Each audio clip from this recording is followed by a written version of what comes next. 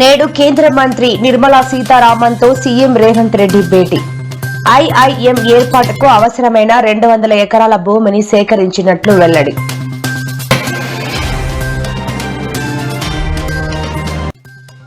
నిధులు మీ ఇంట్లో నుంచి ఇవ్వడం లేదు, కాంగ్రెస్ ఎమ్మెల్యేకు కేటీఆర్ మాస్ వార్నింగ్.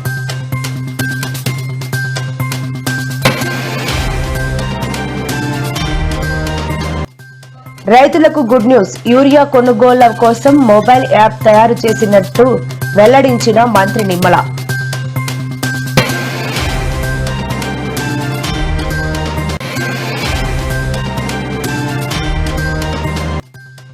పోలీసు కొలువుల భర్తీ పూర్తి. నేడు కొత్త కానిస్టేబుళ్లతో సీఎం చంద్రబాబు భేటీ. నేడు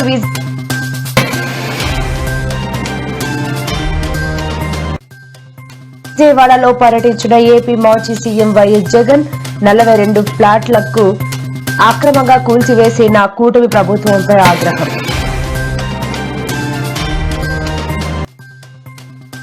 ఉచితంగా భూములిస్తామంటే వైసీపీ వారు నవ్వారు, ఇప్పుడు ప్రతిష్టాత్మకంగా సంస్థలొచ్చాయంటూ వెల్లడించిన మంత్రి నారా లోకేష్.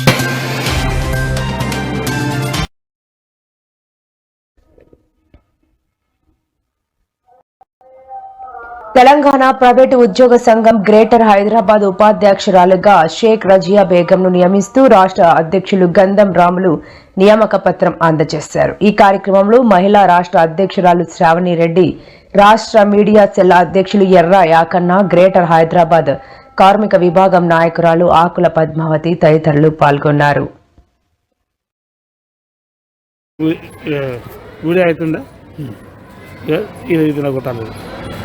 ఇది ఫోటోస్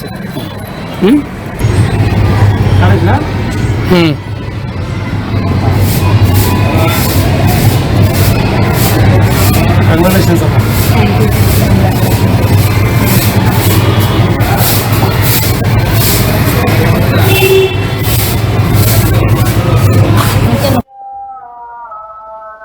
హైదరాబాద్ కు ఐఐఎం మంజూరు చేయాలని కేంద్ర విద్యాశాఖ మంత్రి ధర్మేంద్ర ప్రధాన్తో సీఎం భేటీ అయ్యారు. ఐఐఎం ఏర్పాటుకు అవసరమైన 200 ఎకరాల భూమిని ఇప్పటికే గుర్తించినట్లు తెలిపారు. వెంటనే తరగతులు ప్రారంభించడానికి ట్రాన్సిట్ క్యాంపస్ సిద్ధంగా ఉందని వెల్లడించారు. ఐఐఎం ఏర్పాటుకు అవసరమైన అనుమతులు మంజూరు చేస్తే అవసరమైన వసతులు కల్పిస్తామని కేంద్ర మంత్రికి సీఎం వివరించారు. తెలంగాణలో పెరిగిన జిల్లాల సంఖ్యకు అనుగుణంగా 9 కేంద్రీయ విద్యాలయాలను, 16 జవహర్ నవోదయ విద్యాలయాలను మంజూరు చేయాలని కోరారు.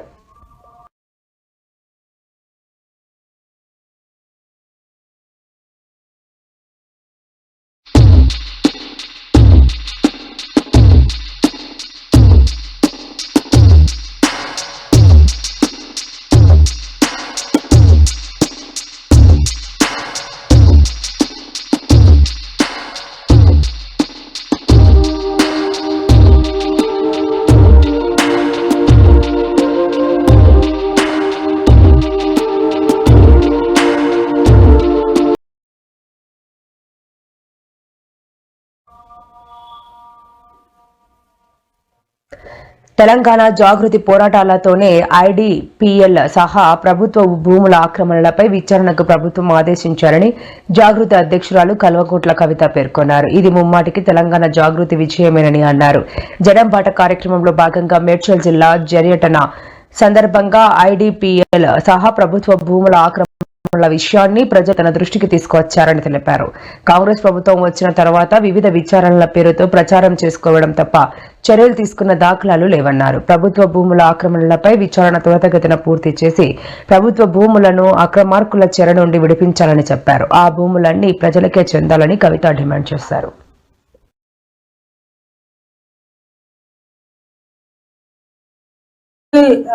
సమ్మిట్ జరుగుతున్నటువంటి సందర్భంలో రాష్ట్ర ప్రభుత్వం అన్ని జిల్లా కలెక్టరేట్లో కూడా మరి తెలంగాణ తల్లి బొమ్మను పెట్టమని అడిగిరట. మేము ఇదివరకే తెలంగాణ జాగృతి నుండి ప్రకటించున్నాం, అది తెలంగాణ తల్లి కాదు, కాంగ్రెస్ తల్లి. మా తెలంగాణ ఉద్యమ తల్లి వేరే రకం ఉంటుంది. ఆమెను మార్చి మీరు ఇంకొకరు బొమ్మ పెట్టి ప్రజల మీద రుద్దాలని చూస్తే మేము ఒప్పుకునే ప్రసక్తే లేదు.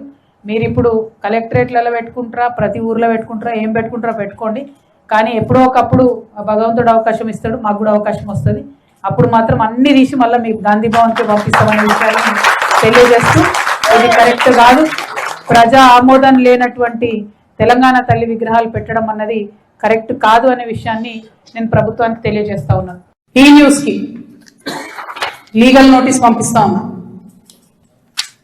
నా భర్త పేరు పెట్టి కృష్ణారావు అనేటటువంటి ఎమ్మెల్యే గారు ఏదైతే ప్రెస్ మీట్ పెట్టినరో, మీరేమన్నా ఆల్తు ఫాల్తు social media channel T news అంటే శాటిలైట్ ఛానల్, మీరు ఒక పార్టీని రిప్రజెంట్ చేసే ఛానల్, కనీసం వెరిఫై చేసుకోరా? ఏ పడితే దేశేసుడేనా? వేరే వాళ్ళ దేశం వాళ్ళు ఊరుకున్నారేమో, నేను ఊరుకునేదాన్ని కాదు, ముందే చెప్తున్నాను. టీ న్యూస్ కి లీగల్ నోటీస్ ఇస్తున్నాం. 1 వీక్ లో పబ్లిక్ అపాలజీ చెప్పాలి బిడ్డ. టీ న్యూస్ లీగల్ నోటీస్ ఇస్తున్నాం. దేశేసుడేనా? వేరే వాళ్ళ దేశం వాళ్ళు ఊరుకున్నారేమో, నేను ఊరుకునేదాన్ని కాదు, ముందే చెప్తున్నాను. టీ న్యూస్ కి లీగల్ నోటీస్ ఇస్తున్నాం. 1 వీక్ లో పబ్లిక్ అపాలజీ చెప్పాలి బిడ్డ. పబ్లిక్ అపాలజీ కోర్టుకి ఈడుస్తాం ఏమనుకుంటున్నారు. తర్వాత ఏలేటి మహేశ్వర్ రెడ్డి గారు, వీరికి కూడా నోటీస్ ఇస్తున్నాం, లీగల్ నోటీసు. 1 వీక్ లో మీరు కూడా తప్పుడు సమాచారాన్ని ప్రజలకు ఇచ్చినందుకు, నా భర్త గారికి నా యొక్క పరపతిని దెబ్బతీసే ప్రయత్నం చేసినందుకు నాకు పబ్లిక్ అపాలజీ చెప్పాలని మహేశ్వర్ రెడ్డి గారికి డిమాండ్ చేస్తా ఉన్నాను. సర్పంచ్ ఎన్నికల్లో బీఆర్ఎస్ అభ్యర్థులను గెలిపిస్తే ఆ గ్రామ పంచాయతీలకు నిధులు నిలిపివేస్తానని జడ్చర్ల కాంగ్రెస్ ఎమ్మెల్యే అనురుద్ రెడ్డి చేసిన వ్యాఖ్యలు తీవ్ర దుమారం రేపుతున్నాయి. ఎమ్మెల్యే అనురుద్ రెడ్డి వ్యాఖ్యలపై BRS working president KTR fire అయ్యారు. రాజ్యాంగం ప్రకారం గ్రామాలకు నిధులు వస్తాయని, రాజ్యాంగాన్ని కాదని ఏ ఎమ్మెల్యే నిధులు ఆపలేడని అన్నారు.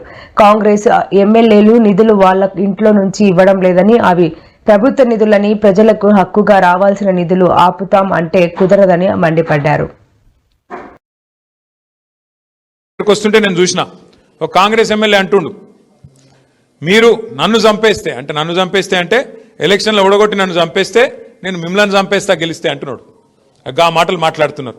అవి చూసుకొనే ఇలా కాంగ్రెస్ కార్యకర్తలు కూడా చెలరేగిపోయి పిచ్చి పిచ్చి ప్రవర్తనలన్నీ చేస్తూ ఉన్నారు. నేను దయచేసి ఇక్కడ గెలిచి వచ్చిన మా సర్పంచులు ఎవరైతే మొత్తం 56 మంది, వారితో పాటు ఇవాళ చేరుతున్న 4 ఇండిపెండెంట్ సర్పంచులు ఉన్నారో 60 మంది మా ఖానాపూర్ నియోజకవర్గంలో మీకు నేను చేసే విజ్ఞప్తి ఒకటే, సర్పంచులకు నిధులు అనేది ఎమ్మెల్యే ఇయ్యడు. సర్పంచులకు నిధులు అనేది ఎవరో దాన ధర్మాల మీదనో వాళ్ళ ఇష్టాయిష్టాల మీద ఉండదు. మీకు ఒక విషయం అవగాహన ఉండాలి. అవగాహన ఏముండాలి అంటే, భారతదేశంలో మనకు 5 అంచెల్లో ప్రభుత్వాలు ఉన్నాయి, 5 స్థాయిల్లో ప్రభుత్వాలు ఉన్నాయి. ఢిల్లీలో కేంద్ర ప్రభుత్వం ఉంటుంది, హైదరాబాద్లో రాష్ట్ర ప్రభుత్వం ఉంటుంది, జిల్లా కాడికి వచ్చే వరకు మీ నిర్మల్ జిల్లాలో నిర్మల్ జిల్లా పరిషత్ ఉంటుంది, ఆదిలాబాద్ జిల్లాలో ఆదిలాబాద్ జిల్లా పరిషత్ ఉంటుంది, మంచిర్యాలలో మంచిర్యాల జిల్లా పరిషత్తు, ఆసిఫాబాద్లో ఆసిఫాబాద్ జిల్లా పరిషత్ ఉంటుంది. దాని కిందికి వస్తే మండల పరిషత్తు, ఇంకా కిందికి వస్తే గ్రామ పంచాయతీ. అంటే 5 అంచెల్లో కింద గ్రామ పంచాయతీ, మీద మండల పరిషత్తు, దాని మీద జిల్లా పరిషత్తు, దాని మీద రాష్ట్ర ప్రభుత్వం, దాని మీద కేంద్ర ప్రభుత్వం. ఇట్లా 5 అంచెల్లో ప్రభుత్వాలు ఉంటాయి. ఎట్లయితే ఒక రాష్ట్రానికి ముఖ్యమంత్రిగా ఒక వ్యక్తి ఉంటారో, ఆయనకు మంత్రిమండలి ఉంటుందో, అట్లాగే గ్రామానికి గ్రామ పంచాయతీకి సర్పంచ్ గారికి అదనంగా వార్డు మెంబర్లు, ఉప సర్పంచులు అందరూ కూడా తోడుగా ఉంటారు. అంటే ఏ స్థాయిలో ప్రభుత్వం ఆ పద్ధతిలో నడవాలన్న ఉద్దేశంతో, స్థానిక ప్రభుత్వాలు కూడా మంచిగా ఉండాలన్న ఉద్దేశంతో రాజ్యాంగంలో, బాబాసాహెబ్ అంబేద్కర్ గారు రాసిన రాజ్యాంగంలో మనకు హక్కులు మనకు పొందుపరచబడి ఉన్నాయి. ఇవాళ ఎవడన్నా ఎమ్మెల్యే నేను ఇందిరమ్మ ఇల్లియా, నేను ఫలానాదియా అంటే మీరు వాళ్ళకి చెప్పాల్సింది ఒకటే, నువ్వు ఇచ్చేదేమి నీ సొత్తు కాదు, నీ అయ్య సొత్తు, నీ అత్త సొత్తు కాదు, రాజ్యాంగం బాబాసాహెబ్ రాసిన రాజ్యాంగం ప్రకారం నా గ్రామానికి నిధులు రావాలే, ఎట్లా ఇయ్యవు నువ్వు అని నిలదీసే హక్కు మనకున్నది. ఆ విచక్షణ కూడా మనం తప్పకుండా తెచ్చుకొని మన హక్కుల కోసం మనం కొట్లాడాలా. రైతులకు స్లాట్ బుకింగ్ సహాయం కోసం రైతు వేదికల వద్ద ఏఈఓలు అందుబాటులో ఉంటారని, రాజకీయ పబ్బం కోసం కొంతమంది వ్యక్తులు విమర్శలు చేస్తున్నారని ఆగ్రహం వ్యక్తం చేశారు. యూరియాను బ్లాక్ లో పరిశ్రమల అవసరాలకు తరలిస్తున్నారు అనే ఫిర్యాదులు ప్రభుత్వానికి అందాయన్నారు. యూరియా పక్కదారి పట్టకుండా నేరుగా రైతులకు అందే విధంగా మొబైల్ యాప్ పనిచేస్తున్నదని రైతులకు గుడ్ న్యూస్ చెప్పారు. అగ్రిమెంట్ కుదిరితే పంట వేసిన భూమికే రైతు భరోసా సహాయం ఇచ్చే అవకాశం ఉంటుందన్నారు. కొండలు గుట్టలకు భరోసా నిలిపివేసి ఆ నిధులను ఫసల్ బీమాకి ఉపయోగిస్తే బాగుంటుందని అభిప్రాయపడ్డారు. త్వరలో వీటిపై కేబినెట్లో చర్చలు జరిపి నిర్ణయం తీసుకోబోతున్నామని వెల్లడించారు.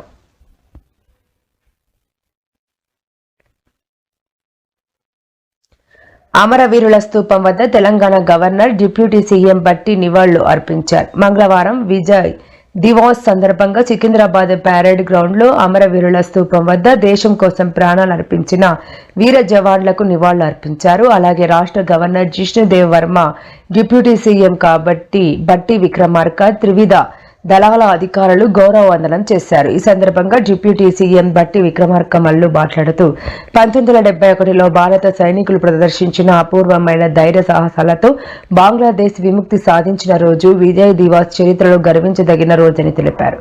యుద్ధ సమయంలో దేశ ఔన్నత్యాన్ని కాపాడిన అప్పటి ప్రధానమంత్రి ఇందిరాగాంధీకి, సైనిక నాయకులకు, అమర జవాన్లందరికీ డిప్యూటీ సీఎం వందనాలు తెలిపారు.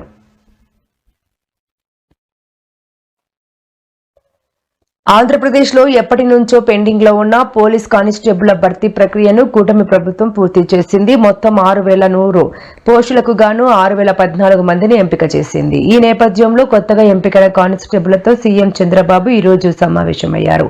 మంగళగిరిలోని ఏపీఎస్పీ 6వ బెటాలియన్ ప్రాంగణంలో సాయంత్రం 5 గంటలకు ఈ కార్యక్రమం జరిగింది. కొత్తగా ఉద్యోగాలకు ఎంపికైన అభ్యర్థులు ఈ నోటిఫికేషన్ ద్వారా 6,014 మంది సెలెక్ట్ అవ్వగా వీరిలో 5,757 మంది ట్రైనింగ్ కు ఎంపికయ్యారు.